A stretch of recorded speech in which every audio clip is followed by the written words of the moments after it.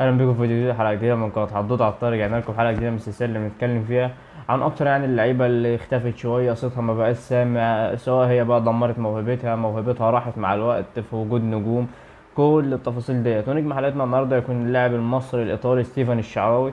فقبل ما نبدا مشيك في القناه وتفعل جرس التنبيهات وتدوس على زر اللايك. يكون مع ميلاد ستيفن الشعراوي اللي كان اتولد في ايطاليا من اب مصري وام ايطاليه، وفي ناس بتتكلم ان ابوه المصري كان اسمه صبري. وطبعا سنة ميلاده كان سنة 1992. اللاعب اتولد في ايطاليا زي اغلب، دايما بنسمع اللعيبه المصريه ياما ليها جنسيتين موجوده في ايطاليا، دايما بتلعب كوره، اخرهم صلاح باشا، ففي من الموضوع ده كتير. هنيجي نتكلم عن ستيفن الشعراوي بقى. ستيفن الشعراوي هو حياته الكرويه، هتتكلم ان هو بدأ في حياته الكرويه في، طبعا اللعيبه بتروح اكاديميات في المدينه اللي هي فيها حاجات من دي وحاجات من دي. ف ستيفن الشعراوي بدأ برضه من النظام دوت، لكن بدايته الحقيقية اللي الناس بدأت تعرف إن في لعيب كورة موجود وكده كانت مع جنوا. ناشئين جنوا وتصعيده والكلام ان هو كان من اهم اللعيبه في في قطاع الناشئين تحت عندهم في جنوا. النادي اللي خلاص قرر ان هو يصعد اللاعب في سن صغير جدا، سنه 2008 صعده وهو عنده 16 سنه علشان يكون واحد من اصغر اللاعبين في التاريخ، الا ان وقتها كان لعب ماتش في الدوري واتسجل ان هو اصغر لاعب في تاريخ الدوري الايطالي. وقتها لعب مباراه في الدوري الايطالي، علشان خلاص دايما كلنا عارفين لما بيبقى في لعيبه في اوروبا بتلعب في في سن صغير، او الناس بتتكلم عليها وهي صغيره ان هي خدت ثقه وهي صغيره، بتلاقي بقى صوتها سمع والانديه اتكلمت عليها، زي في اخر وقت في برشلونه لامين يامال، وفي ريال مدريد اردا جولر، اللعيبه الاثنين 2007 والحاجات ديت، فصوتهم بيسمع بدري.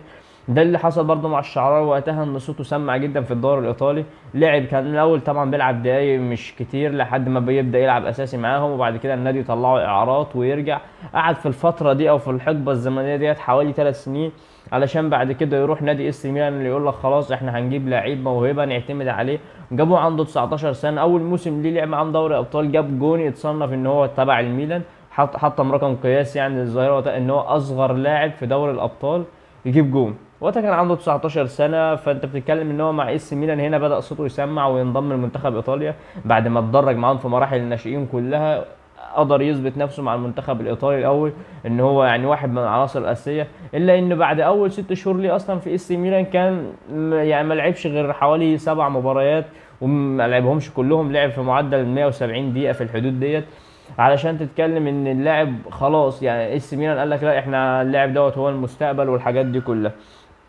اللاعب شويه يروح نادي من نادي لحد ما يوصل بيه حال 2016 ان هو ينتقل لنادي روما الايطالي، يعمل ثنائيه جباره مع محمد صلاح، وكلنا عارفين وقتها توتي ودروس ونايجولان ومانولاس وتشيزني، وطبعا كان اللي بيدربهم سباليتي الداهيه الايطالي زي ما بيقولوا.